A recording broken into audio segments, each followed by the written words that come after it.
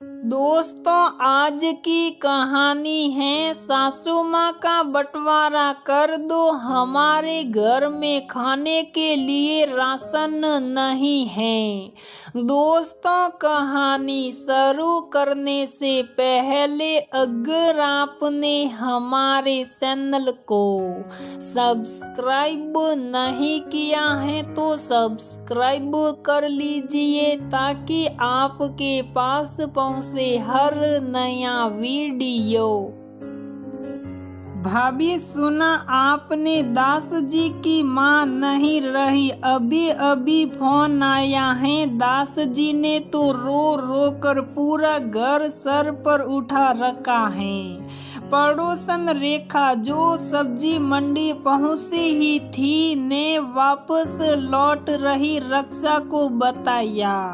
क्या रक्षा ने अपने हाथ से गिरती थैली को कस कर पकड़ा। हाँ भाभी, मुझसे तो दास जी का रोना बर्दाश्त नहीं हुआ तो मैं सब्जी लेने निकल आई। रेखा दुखी होकर बोली, चलो मैं निकलती हूँ, इनको ऑफिस फोन कर देती हूँ जल्दी आने के लिए। दास जी के जाने की सारी व्यवस्था तो करनी होगी ना।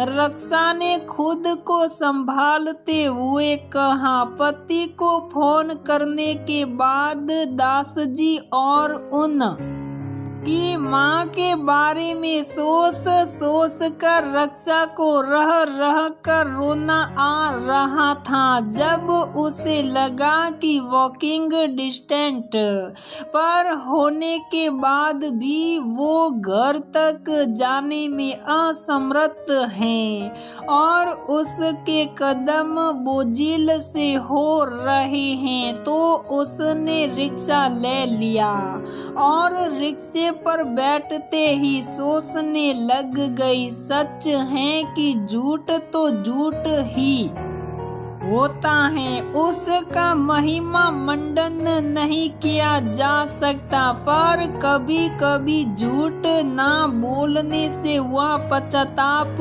बड़ा दुखदाई होता है।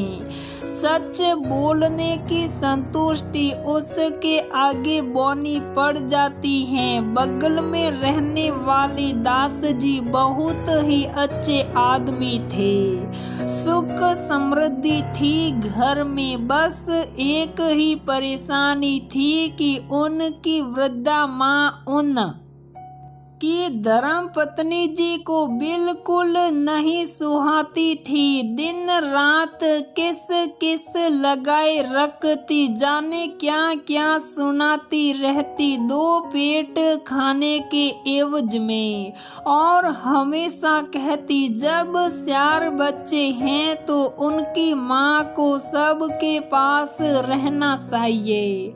3 महीने मानो माँ ना हुई, साल भर का राशन हो गई।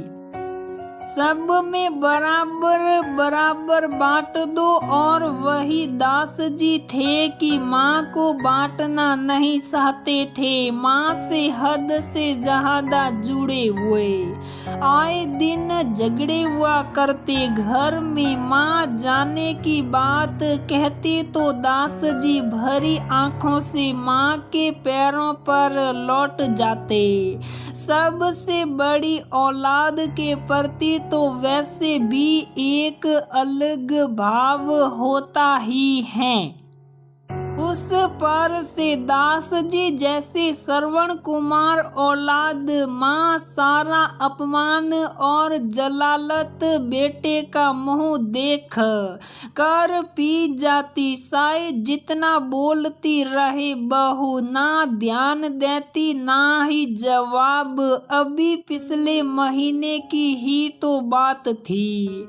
एक दिन रक्षा बाहर बैठी थी, दास जी की माँ भी थी, उनकी कामवाली का बेटा भी। था। दास जी की माँ अंदर गई और आंचल में छुपाकर एक सोटे दोनों में खीर ले आई और उस बच्चे को दे दिया। बच्चे ने खाकर दोने को बाहर फेंक दिया। अचानक दास जी की पत्नी सनसनाती हुई आई और माला जाप कर रही। बेचारी सास की कुर्सी पकड़कर उन पर चिल्लाना शुरू कर दिया। फ्रिज में मैंने बेटों के लिए रात का बचा खीर रखा था, क्या कर दिया आपने, खा गई क्या? और खा पीकर ये पूजा का ढोंग क्या कर रही हैं? देखो इस कलयुगी बुढ़िया को सारे 24 घंटे आग लगी रहती है इसके पेट में। मैंने नहीं देखा, मैंने नहीं सुआ, लड़खड़ाती जबान में वो थरा थराती हुई बोल पड़ी। पर उनका वो रौद्र रूप देखकर और सोच कर कि कहीं वो उस वृद्धा की कुर्सी उल्टा कर उन्हें आहत ना कर दे, अचानक रक्षा के मुंह से निकल गया, भाभी सासी ने नहीं खाया होगा वो तो सासी ने उस बच्चे को। फिर तो कहना ना होगा उस वृद्धा कि क्या दुर्गत हुई। रक्षा का वार उल्टा पड़ गया। शायद सासी मुकर कर रह जाती तो बहू बात को ज्यादा तूल ना दे पाती। शायद रक्षा के सच बोलने से बात ज्यादा बिगड़ गई। 4 दिन तक हो हंगामा मचा रहा उनके घर। दास जी बहुत लड़े पर पत्नी से पार ना पा सके। माँ बेचारी भी लाचार पड़ गई। 80 के ऊपर चल रही उस वृद्धा से क्या और कितनी परेशानी थी दास भाभी को पता नहीं। वो बेचारी जो ना ठीक से चल सकती थी ना बहुत अच्छे से सुन या बोल सकती थी।